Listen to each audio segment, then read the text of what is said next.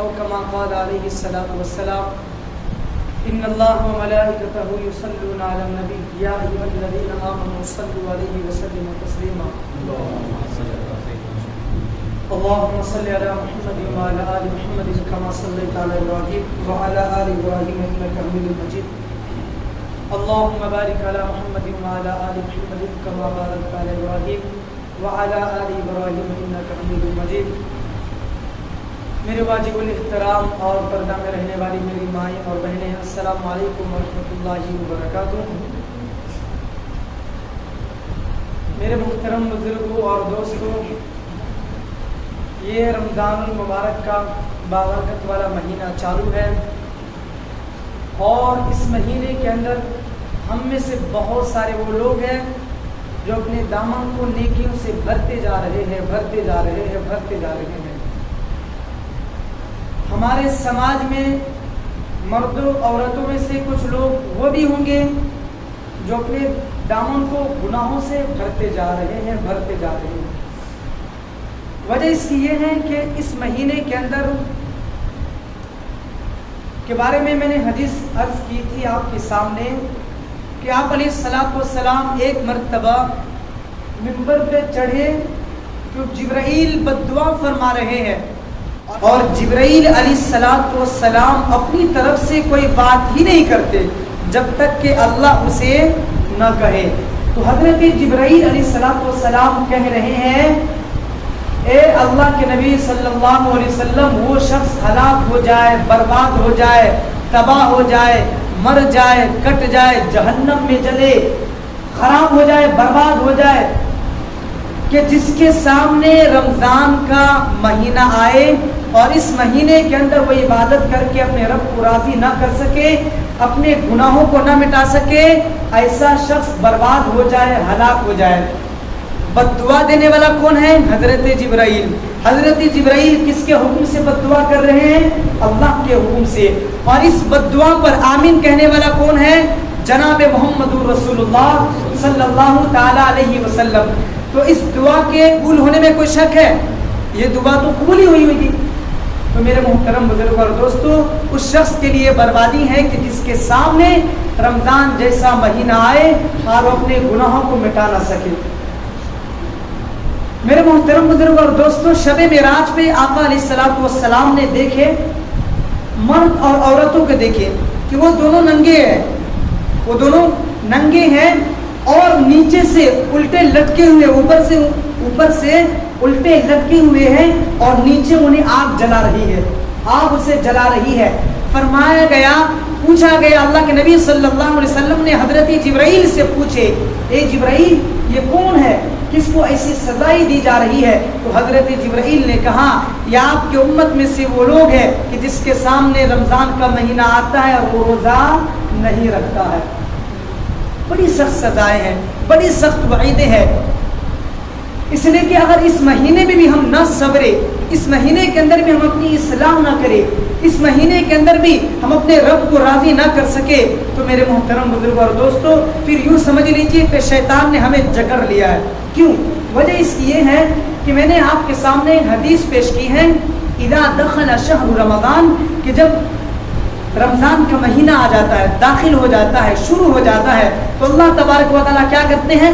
فتحت ابواب السماء، جنت کو کھول دیتے ہیں، یعنی جنتوں کے دروازوں کو کھول دیتے ہیں، وغلقت ابواب جہنم، اور جہنم کو بند کر دیتے ہیں۔ اور آگے فرمایا، وسلسلت الشیاطین، اور شیاطین کو، جنات کو، خبیث کو، ابلیس کو جکڑ لیا جاتا ہے، انہیں زنجیروں میں قید کر دیا جاتا ہے 1 مہینہ۔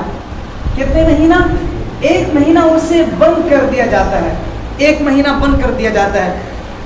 ہم پچھلے بہانہ کریں گے، رمضان کے علاوہ مہینوں میں ہم بہانہ کریں گے کہ شیطان بہکاتا ہے، شیطان کے بہکاوے میں آ کر کے ہم نماز نہیں پڑھ پاتے ہیں۔ رمضان کے مہینے کے اندر جو بندہ نماز نہیں پڑھتا، آپ اس کو کیا کہیں گے؟ کیونکہ رمضان کے مہینے میں بھٹکانے والا تو کوئی ہے ہی نہیں، کیونکہ حدیث ہے وسلسلت الشیاطین، کہ رمضان کے مہینوں کے اندر شیطان کو جکڑ لیا جاتا ہے، قید کر دیا جاتا ہے، اسے بند کر دیا جاتا ہے، اور رمضان کے بعد عید کی نماز پڑھنے کے بعد شیطان کو کھولا جاتا ہے، انہیں آزاد کیا جاتا ہے۔ تو جب شیطان اس مہینے کے اندر بند ہے، اس کے بعد بھی اگر کوئی مرد یا عورت گناہ کرتا ہے تو یوں سمجھ لیجئے اس کا ضمیر، اس کا دل شیطان بن چکا ہوتا ہے، کیونکہ شیطان تو بند ہے نا۔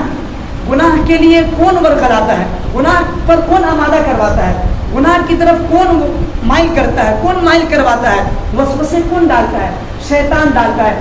اب شیطان ہے ہی نہیں تو اب اگر کوئی گناہ کرتا ہے، اب اگر کوئی نماز نہیں پڑھتا، اب اگر کوئی تراویح نہیں پڑھتا، اب اگر کوئی قرآن نہیں پڑھتا، اب اگر کوئی راہ راست پر نہیں چلتا، اب اگر کوئی سنتوں کی پابندی نہیں کرتا، تو یوں سمجھ لیجئے کہ اس کا ضمیر شیطان بن چکا ہے، اس کا دل جو ہے، اس کا جو دل ہے وہ شیطان بن چکا ہوتا ہے۔ یعنی شیطان نے اس کو اس انداز میں 11 مہینے تربیت کر رکھی ہوتی ہے کہ اب اس مہینے کے اندر جبکہ شیطان بند ہے، اس کو بہکانے کی بھی ضرورت نہیں پڑتی، کیونکہ وہ خود اس کا دوست بن چکا ہوتا ہے، اس کا بھائی بن چکا ہوتا ہے، اس کا بیٹا بن چکا ہوتا ہے۔ تو اسی لیے میرے ماؤں، میری بہنوں، آپ اپنے اپنے گھروں کا محاسبہ کریں، اپنے اپنے گھروں کا جائزہ لیں، اپنے اپنے گھروں کا معائنہ کریں کہ آپ کے گھر میں کوئی ایسا بندہ یا کوئی ایسی بندی تو نہیں ہے جو نماز نہیں پڑھ رہی ہے یا جو نماز کو نہیں جا رہا ہے، جو تراویح میں نہیں آ رہا ہے، جو روزہ نہیں رکھ رہا ہے۔ اگر وہ نہیں رکھ رہا ہے تو آپ اس سے لڑے۔ کوئی مرد ہے اگر وہ روزہ نہیں رکھ رہا ہے تو آپ اس سے لڑے کہ آپ روزہ رکھو۔ کوئی اگر تراویح نہیں پڑھ رہا تو میری ماں آپ اس سے لڑے اور اس سے کہیں تراویح پڑھنے کے لیے۔ کوئی اگر نماز نہیں پڑھ رہا تو آپ اس سے لڑے اور اس کو بولے ہم کھانا بنا کر کے نہیں دیں گے، کپڑے دھل کر کے نہیں دیں گے، استری کر کے نہیں دیں گے جب تک آپ نماز میں نہیں جائیں گے۔ اس سے آپ لڑائی کرے، کیونکہ اس مہینے کے اندر جس کی بخشش نہ ہو پائے، اس مہینے کے اندر بھی جو راہ راست پر نہ آ پائے، اس کا دل شیطان بن چکا ہوتا ہے۔ تو اسی لیے اپنا اپنا محاسبہ کریں، اپنا اپنا جائزہ لیں کہ آپ کے گھر میں کوئی ایسا بندہ یا کوئی ایسی بندی تو نہیں ہے۔ تو میرے محترم بزرگوں اور دوستوں، یہ بہت ہی بابرکت والا مہینہ ہے اور شروع کا جو عشرہ ہوتا ہے یہ رحمتوں والا عشرہ ہوتا ہے۔ اس عشرہ کے اندر اللہ تعالیٰ کی رحمتیں اپنے بندوں پر برس رہی ہوتی ہے اور بندے اس رحمت کو لے رہے ہوتے ہیں۔ آپ دیکھیں نا، آپ اندازہ کریں نا کہ اس مہینے کے اندر جو سال ہو سال یا جس پر ہمارا گمان بھی نہیں ہوتا کہ یہ بندہ بھی نماز پڑھ سکتا ہے یا یہ بندہ بھی روزہ رکھ سکتا ہے، یا یوں سمجھ لیجئے جو خانقاہ میں جا کر کے ذکر اللہ، ضرب اللہ لگایا جاتا ہے، اللہ اللہ اللہ اللہ کرایا جاتا ہے، وہ چیزیں بغیر خانقاہ میں جائے ہوئے اس بندے کو بھی نصیب ہو جاتی ہیں کہ جس بندے پہ بھی گمان نہیں ہوتا کہ یہ بندہ بھی کبھی صبر پائے گا، اور وہ بندی بھی رمضان کے مہینے میں صبر جاتا ہے، روزے رکھنے لگتے ہیں اور تراویح پڑھنے لگتے ہیں۔ پڑھتے ہیں نا، کیوں؟ اس لیے کہ رمضان ایک ایسا مغفرت والا مہینہ ہے کہ اللہ تعالیٰ چاہتا ہے کہ میں اپنے بندے کو اس رمضان میں معاف کر دوں، کیونکہ ان اللہ لا یظلم، یعنی اللہ تعالیٰ اپنے بندوں پہ ظلم کرنا نہیں چاہتا۔ اللہ تعالیٰ تو ہمیں موقع تلاش کر رہا کہ بندے کبھی شعبان دے دیا، کبھی شب قدر دے دیا، کبھی رمضان کا مہینہ دے دیا، کبھی بیچ میں کچھ روزے دے دیے کہ یہ روزہ رکھ لو تمہیں 2 سال کے گناہ معاف ہو جائیں گے، اس رات میں عبادت کر لو پورے رات کی عبادت کرنے کے ثواب ملیں گے، شب قدر جیسی رات کے شب قدر کی رات میں عبادت کر لو، 80 سال کی عبادت سے بہتر ایک رات کی عبادت کرنا ہے، ایک رات کی عبادت۔ تو میرے محترم، اللہ تعالیٰ تو ہمیں تھوڑے تھوڑے تحفے دے کر کے، بہت ساری چیزیں دے کر کے یہ چاہتا ہے کہ میرے بندوں کی گناہوں کی معافی ہو جائے۔ اب ہم ہی نہ چاہیں تو اس میں میرے محترم بزرگوں اور دوستوں، یہ رحمت والا مہینہ ہے، مغفرت والا مہینہ ہے اور اللہ تعالیٰ کو روزہ بہت پسند ہے۔ آپ یوں اندازہ لگا لیجئے کہ ہم جو بھی نیکی کر رہے ہیں، جو بھی نیکی کر رہے ہیں، جو بھی نیک اعمال ہم کر رہے ہیں، اس کا بدلہ جنت ہے۔ اس کا بدلہ کیا ہے؟ جنت ہے۔ اور روزہ کا بدلہ جنت نہیں بلکہ اللہ تعالیٰ خود ہے۔ اللہ تعالیٰ خود ہے۔ تو جس کو اللہ مل گیا اس کو سب کچھ میسر ہو گیا، جس کو اللہ ہی مل گیا اس کو ساری چیزیں مل گئی نا، جنت بھی مل گیا، جنت کے نظارے مل گئے۔ للذین احسنوا الحسنى وزیادہ۔ میرے محترم، سب سے بہترین چیز کیا معلوم ہے؟ سب سے بہترین چیز یہ ہے کہ اللہ تعالیٰ کا دیدار نصیب ہو جائے۔ تمام کے تمام لوگ قیامت کے دن رشک کریں گے، تمنا کریں گے، آرزو کریں گے، اس کے دل میں خواہش ابھرے گی کہ کاش میں اللہ کو دیکھ پاتا، کاش میں رب کو دیکھ پاتا۔ جو بندہ روزہ رکھے گا اللہ تعالیٰ کا دیدار نصیب ہوگا۔ جو سب سے ہر بندہ کے دل میں خواہش ہوگی میں اپنے رب کو دیکھ سکوں کہ جس کی میں نے تعریف سنی، جس کی میں نے عبادت کی، اس رب کا آج میں دیدار کر سکوں۔ تو جو بندہ یا جو بندی روزہ رکھیں گے اللہ تعالیٰ انہیں اپنا دیدار نصیب فرمائے گا، اور جو بندہ یا جو بندی روزہ نہیں رکھیں گے اللہ تعالیٰ کو دیکھنے سے محروم رہ جائیں گے۔ تو اسی لیے چاہتے ہیں نا اللہ کو دیکھنا، ہم میں سے سب چاہتے ہیں نا کہ جس رب کی ہم عبادت کر رہے ہیں، جس رب کو ہم مان کر کے چل رہے ہیں، جس رب کے حکموں پر ہم عمل کرنے کی کوشش کر رہے ہیں، عمل کر رہے ہیں، اس رب کا ہم دیدار کریں۔ کام کو تھوڑا کریں، کام زیادہ کرتے پورے سال کرتے، ایک مہینہ نہ کریں، کیوں نہ کریں گے پھر بھی اللہ تعالیٰ آپ کو کھلائے گا، کیونکہ یہ برکت والا مہینہ ہے۔ اور آپ اندازہ کریں گے کہ اس مہینے کے اندر ہمارے خرچے بہت ہوتے ہیں، پھر بھی اللہ کی رحمتیں برستی ہے، پھر بھی اللہ کی برکتیں پھر بھی ہمیں کم نہیں پڑتا، بلکہ اس مہینے کے اندر ہم اچھا کھاتے ہیں، اچھا پہنتے ہیں، اچھے سے رہتے ہیں نا اس مہینے کے اندر۔ تو اس مہینے کی خصوصیت، اس مہینے کی خاصیت یہ ہے کہ اللہ تعالیٰ اس مہینے کے اندر اپنے بندوں پر برکتیں کے دروازہ کھول دیتا ہے، اور یہ حدیث پاک بھی ہے۔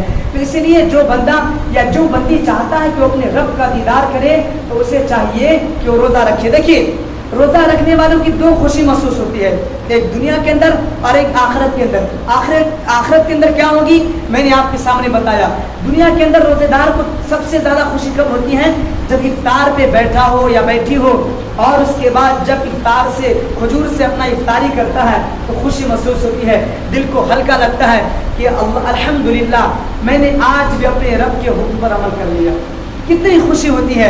آپ اندازہ لگا سکتے ہیں کہ جو روزہ رکھتے ہیں یا جو روزہ رکھتی ہیں اس کی خوشی کا اندازہ افطار کے وقت بہت خوش ہوتی ہے۔ میرے محترم، روزے دار کی فضیلت، جو بندہ یا بندی روزہ رکھتی ہیں، آپ اس بات سے بھی اندازہ لگا سکتے ہیں اس کی فضیلت اور رب کے نزدیک اس کا کیا مقام ہے، کہ اس کا اجر تو ایک خود رب ہے، اور اس کے بعد یہ کہ اس کے جو منہ کی بدبو ہوتی ہے، اس کی جو معدے کی بدبو ہوتی ہے، میرے محترم اللہ تعالیٰ کو مشک سے بھی زیادہ محبوب اور پسندیدہ ہے۔ روزے دار کی جو منہ کی بدبو، معدے کی بدبو ہوتی ہے، اللہ تعالیٰ کے نزدیک مشک سے بھی زیادہ پسندیدہ ہے۔ تو ہم میں سے کون نہیں چاہے گا کہ جو رب کو زیادہ محبوب ہو ہم وہ کام کریں گے نا انشاءاللہ۔ تو جو بندہ یا جو بندی ابھی تک روزہ نہیں رکھتے ہیں کوشش کرے روزہ رکھنے کی، کام کو تھوڑا کرے، کام کو ہلکا کرے، کام کو بند کرے، کسی اور کو لگا دے، لیکن روزہ ضرور رکھے، کیونکہ روزہ نہیں رکھیں گے تو میرے محترم بزرگ اور دوستو آخرت میں بھی سخت سزائیں ہیں، اپنے رب کے دیدار سے محروم ہو پائیں گے۔ اور اس کے بعد ہماری عبادت کیا، جبکہ حدیث پاک میں آتا ہے، وہ حدیث انشاءاللہ یاد دلائیے گا، جب سارے لوگ آ جائیں گے تو انشاءاللہ ہم آپ کے سامنے عرض کریں گے۔ میرے محترم بزرگ اور دوستو، میں نے حدیث پیش کی اور قرآن کریم کی آیت بھی پڑھی، شہر رمضان الذی انزل فیہ القرآن۔ قرآن کریم کی آیت ہے، دوسرا پارہ ہے، اس آیت کے اندر اللہ تعالیٰ کہہ رہا ہے شہر رمضان، کہ رمضان یہ وہ مہینہ ہے، انزل فیہ القرآن، کہ جس مہینے کے اندر ہم نے قرآن کو نازل کیا۔ تو یہ ایک تو میرے محترم دیکھیے مہینے جتنے بھی ہیں سب مہینوں کا نام عربوں نے رکھا ہے، ربیع الاول، ربیع الثانی، جمادی الاولیٰ، جمادی الاخری، جمادی الثانی، یہ جتنے بھی مہینے ہیں، رجب، شعبان، یہ سب مہینوں کا نام عربوں نے رکھا، لیکن رمضان ایک ایسا مہینہ ہے کہ اللہ تعالیٰ نے خود اس مہینے کو رکھا، شہر رمضان، یہ وہ مہینہ، شہر رمضان الذی انزل فیہ القرآن، کہ یہ وہ مہینہ ہے کہ جس مہینے کے اندر ہم نے قرآن کو نازل کیا۔ تو یہ قرآن والا مہینہ ہے، تو اس مہینے کے اندر سب سے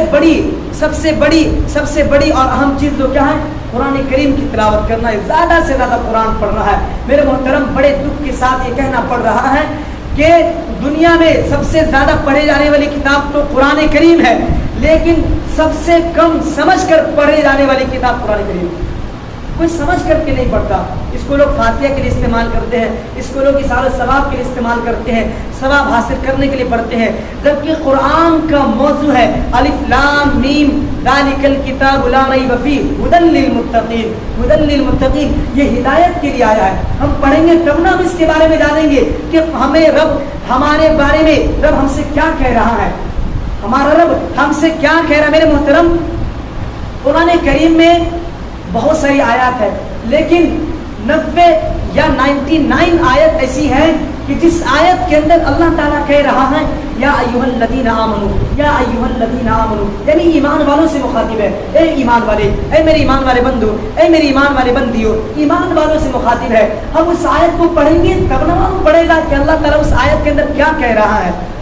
اگر پورے قرآن کو نہیں پڑھ سکتے ہیں تو کم از کم اس آیت کو تلاش کریں کہ جس آیت کے اندر اللہ تعالیٰ مومنوں سے کلام کر رہا، کیونکہ یہ صرف کتاب نہیں ہے میرے بزرگوں، یہ صرف کتاب نہیں ہے بلکہ یہ رب کا کلام ہے۔ جب یہ کلام ہم پڑھتے ہیں نا تو ہم رب سے بات کرتے ہیں، رب ہم سے بات کر رہا ہوتا ہے، کلام کر رہا ہوتا ہے، اللہ تعالیٰ ہم سے کلام کر رہا ہے۔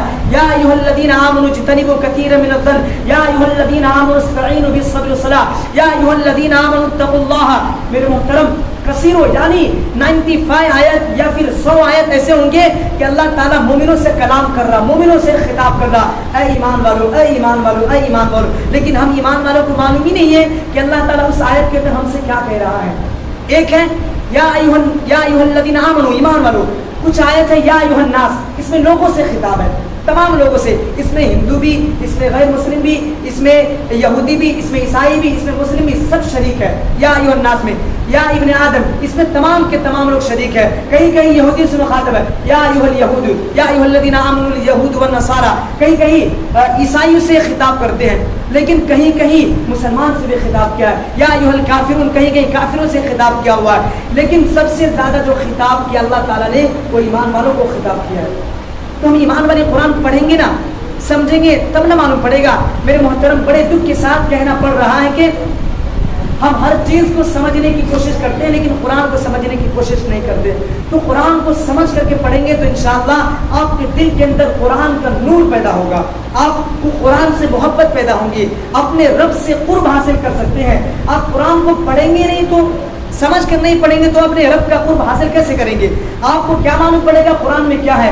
الحمدللہ رب العالمین، آپ اس کا معنی نہیں جانتے، آپ کو کیا پتا نماز میں کیا لطف آئے گا، نماز میں پڑھنے میں کیا مزہ آئے گا۔ اسی لیے آج ہماری نمازوں کے اندر خشوع نہیں ہے، خضوع نہیں ہے، نمازوں کے اندر تڑپ نہیں ہے، نماز ہم محبت سے نہیں پڑھتے ہیں، شوق سے نہیں پڑھتے۔ کیوں؟ ہم جو پڑھ رہے ہیں نماز میں ہمیں اس کا معنی اور مطالب معلوم ہی نہیں ہے، تو پھر شوق اور لگن اور تڑپ کیسے پیدا ہوں گی؟ تو چاہتے ہیں کہ شوق اور تڑپ اور محبت کے ساتھ عبادت کرے تو آپ کو جو کچھ نماز میں پڑھ رہے ہیں کم از کم جتنا آپ کو سورہ یاد ہے، جتنی سورہ یاد ہے یا جو چیزیں آپ نماز میں ہمیشہ پڑھتے ہیں اس کا ترجمہ بھی یاد کریں اور اس کی تفسیر بھی اپنے علماء سے جا کر کے پڑھیں۔ آج ہم نیٹ پہ سب کچھ پڑھتے ہیں تو قرآن کریم کی تفسیر بھی پڑھا کریں، قرآن کی تفسیر بھی لگا کر کے رکھا کریں، انشاءاللہ بڑا فائدہ ہوگا، بڑا کام آئے گا۔ پھر آپ راہ راست پر آ سکتے ہیں کہ رب کیا چاہ رہا ہے، ہم کیسی زندگی بسر کر رہے ہیں۔ تو چاہتے ہیں کہ رب کو پانا چاہتے ہیں تو آپ کو قرآن سے جڑنا پڑے گا اور قرآن کو سمجھنا پڑے گا، تو سمجھیں گے انشاءاللہ آج سے قرآن سمجھیں گے انشاءاللہ۔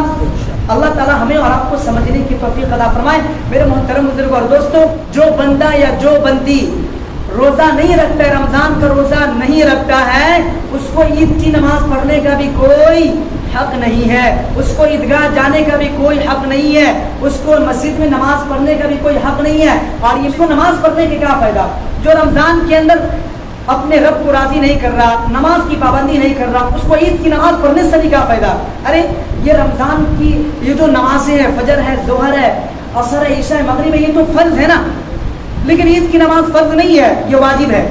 عید کی جو نماز ہے نا یہ فرض نہیں ہے، یہ واجب ہے، اور یہ نماز فرض ہے۔ تو بھائی آپ عید کی نماز پڑھنے بھی کیوں آؤ گے؟ مت آؤ، گھر ہی پہ رہو، عید کی نماز پڑھنے بھی مت آؤ، گھر پہ رہو۔ تو چاہتے ہیں کہ رب کے دھتکار سے بچا کرے، نبی صلی اللہ علیہ وسلم کی غصے سے بچ کر رہے تو آپ کو روزہ بھی رکھنا پڑے گا اور تراویح بھی پڑھنی پڑے گی۔ میرے محترم میں آپ کو بتاؤں تراویح پڑھنے پر کتنا بڑا مقام ہے، کتنا بڑا پیکج مسلمانوں کو مل رہا ہے کہ دیکھیے تراویح کے ایک رکعت سجدے پہ، حدیث میں ہے، حدیث پاک میں اللہ کے نبی صلی اللہ علیہ وسلم نے فرمایا تراویح کی ایک سجدے پہ، تراویح کی ایک سجدے پہ 1500 نیکی دی جاتی ہے۔ کتنے ہزار؟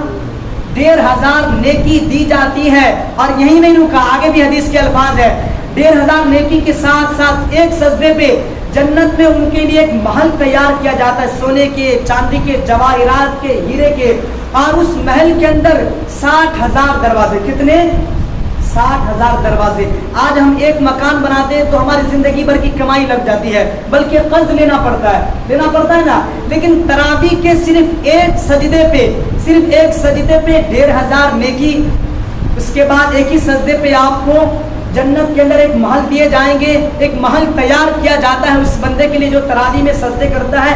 एक सजदे में 60,000 जिसके दरवाजे होंगे हीरे के, जवाहिरात के। और यही नहीं, बल्कि एक ही सजदे पे 3 इनाम। एक इनाम ये दिया जाता है कि एक दरख्त उसके लिए लगाई जाती है, और वो ऐसा दरख्त कि उसके नीचे से 60 साल 100 साल अरबी घोड़े दौड़ सकता है। कितना बड़ा पैकेज मिल रहा है, कितना बड़ा इनाम मिल रहा है उसके लिए जो तरावी की पाबंदी करता है। और तरावी की सिर्फ एक सजदे पे, जो तरावी का एक सजदा अदा करता है, उसके लिए इतना बड़ा मकाम है। मेरे मोहतरम, जो पूरे रमजान पढ़ेगा उसको कितना बड़ा सवाब मिलेगा, वो कितने महल जन्नत में तैयार कर सकते हैं। तो कौन नहीं चाहता है? मान लीजिए अगर मैं मस्जिद के ये झूठी, ये हदीस झूठी तो नहीं हो सकती है, रब का वादा वो झूठा तो नहीं हो सकता है, ये सच्चा वादा है। और हम ईमान बिल गैब इसी को कहते हैं कि रब ने जो कहा, नबी ने जो कहा, उस बात पर हमें और आपको ईमान रखना है, यकीन रखना है। मेरे मोहतरम बुजुर्गों और दोस्तों, यहीं पर नहीं बल्कि जब कोई बंदा रोज़ा रखता है, रोज़ा रखती है, ईद की नमाज के बाद अल्लाह ताला तमाम को माफ़ फरमा देते हैं, तमाम को माफ़ फरमा देते हैं। अगर कोई दरवाजे पे, मस्जिद के दरवाजे पे आज मस्जिद की सेक्रेटरी ये लिख करके रख दे, डाल दे कि आज से जो बंदा भी नमाज में आएंगे, तरावी में आएंगे, उसको 1,500 रुपये इनाम मिलेंगे। कोई रुकेंगे? बुढ़ी माँ भी आ जाएंगी, आएंगे ना कि भाई हमारे लिए एक तैयार करो मस्जिद, हम भी 1,500 रुपये लेना चाहते हैं। तो अगर ये लिख करके रख दे तो कोई बंदा या कोई बंदी रुकेंगी नहीं, बल्कि अपने जो दूध पीता बच्चा है ना, उसको भी लेकर के आ जाएंगे, उसको भी लेकर के आएंगे और कहेंगे चलो तुम भी चलो, तुम्हें भी इनाम मिलेगा 1,500 रुपये। लेकिन ये हमारे नबी सल्लल्लाहु अलैहि वसल्लम कह रहे हैं कि उसके लिए तरावी की एक सजदे पे 1,500 नेकी। आप टोटल 20 सजदे, 40 सजदे करेंगे तो आपको 60,000 नेकी मिल रही। कितने हजार? 60,000 नेकी। 60,000 घर तैयार हो रहे हैं, और 60 घर तैयार हो रहे हैं, 60 ऐसे दरख्त तैयार हो रहे हैं आपके लिए। अल्लाहु अकबर, सुभान अल्लाह। तो मेरे मोहतरम बुजुर्ग और दोस्तों, आप तरावी भी पढ़ें, नमाज की पाबंदी भी करें। ये महीना बार बार नहीं आता। हम में से बहुत सारे लोग ऐसे थे जो पिछले रमजान में थे, अभी नहीं है। आने वाले रमजान में हम में से पता नहीं कौन होंगे कौन नहीं होंगे। तो चाहते हैं कि अपने रब को राज़ी करना चाहते हैं, और अपने चाहते हैं कि आपका कब्र नूर से भरा रहे। तो मेरे मोहतरम, ये बड़ा इनाम वाला, बड़ा बरकतों वाला, बड़ा रहमतों वाला, बड़ा मगफिरत वाला महीना है। तो इस महीने को हाथ से जाने ना दे, ये बहुत बड़ा ऑफर है। मेरे मोहतरम, एक बात और अर्ज करता चलूँ कि बहुत सारे लोग मसला पूछ रहे हैं, तो उस मसले को हमने रिकॉर्ड कर लिया, लेकिन वक्त ज़्यादा हो चुका है, इसलिए मैं सरसरी तौर पर बता देता हूँ, और बाद में जो मसला रह जाएगा तो इंशाल्लाह बाद में पूछ सकते हैं कि रोज़ा किन चीज़ों से टूट जाता है ना? रोज़ा किन चीज़ों से टूटता है, किन चीज़ों से नहीं टूटता है। देखिए, सुरमा लगाने से रोज़ा नहीं टूटता है। आँख में दवाई डालने से भी रोज़ा नहीं टूटता है। कान में दवाई डालने से भी रोज़ा नहीं टूटता है। बाल नीचे या ऊपर कहीं का भी बाल काटने से रोज़ा नहीं टूटता है। नाखून काटने से रोज़ा नहीं टूटता है। खुशबू लगाने से रोज़ा नहीं टूटता है। इसी तरीके से खुशबू सूंघने से भी रोज़ा नहीं टूटता है। जैसे कि अतर की खुशबू हम सूंघ रहे हैं, उससे रोज़ा नहीं टूटता है। हाँ, अलबत्ता अगर अगरबत्ती जला करके या लुबान जला करके उसका धुआं हम ले रहे हैं, और वो धुआं अगर हलक से पार हो रहा है, हम जानबूझ करके ऐसा कर रहे हैं, तो फिर इससे रोज़ा जाता रहेगा, यानी ख़त्म हो जाएगा रोज़ा, ठीक है ना? तो इससे रोज़ा टूट जाएगा। या इसी तरीके से भूल करके खा लेने से या पी लेने से भी रोज़ा नहीं टूटता है। लेकिन याद आ गया कि मैं रोज़ा हूँ, उसके बाद भी अगर खाने लगा तो फिर रोज़ा टूट जाएगा। लेकिन अगर खा रहे तो याद आ गई कि रोज़ा तो छोड़ देना है, ठीक है ना? या इसी तरीके से बोसा लेने से भी रोज़ा नहीं टूटता है। या भूल करके जिमा भी हो गया है, हम बिस्तिरी भी हो गया, तो इससे भी रोज़ा नहीं टूटता है। लेकिन याद आने पर हमें क्या करना है? ख़त्म कर देना है। इसी तरीके से और भी बहुत ज़्यादा ऐसी चीज़ें, इंजेक्शन लेने में भी रोज़ा नहीं टूटता है। जैसे कोई बीमार है तो इंजेक्शन ले सकते हैं, उससे रोज़ा नहीं टूटता है। उल्टी आ गया है, जानबूझ करके अगर हम उल्टी किए, मुंह में औंगली डाल करके या कुछ भी जानबूझ करके खैरात ला रहे, तो उससे रोज़ा टूट जाएगा।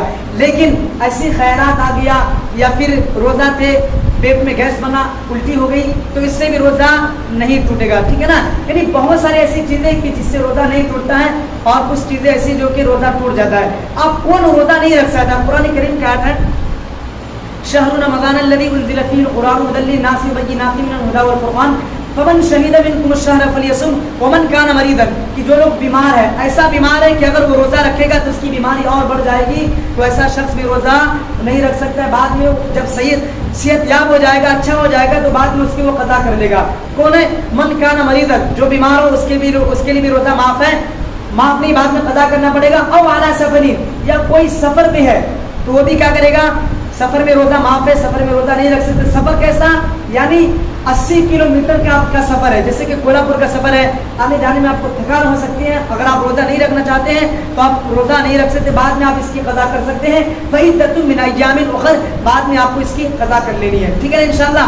تو اس طرح کے جو بھی مسائل ہے روزہ کے اعتبار سے انشاءاللہ بعد میں بھی رابطہ کر سکتے ہیں, بعد میں پوچھ سکتے ہیں. میں لکھ کر کے لایا تھا بہت سارے مسائل, لیکن موٹا موٹا میں آپ کے سامنے عرض کر دیا ہوں کیونکہ وقت نہیں ہے ہمارے پاس, ٹھیک ہے انشاءاللہ. تو آج سے انشاءاللہ جو بندہ یا بندی روزہ نہیں رکھتے انشاءاللہ روزہ رکھیں گے, جو بندہ یا جو بندی تراویح نہیں پڑھتی انشاءاللہ پڑھیں گے, یا جو بھی نیک اعمال نہیں کرے انشاءاللہ ہم نیکیوں سے جڑیں گے, انشاءاللہ زیادہ سے زیادہ نیکی کمائیں گے انشاءاللہ.